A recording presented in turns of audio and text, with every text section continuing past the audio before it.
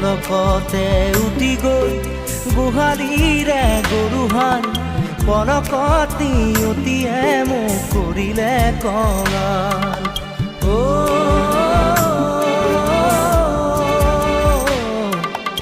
উটুৱাই নিলেহি গাঁওখন সুখৰে ঘৰখন।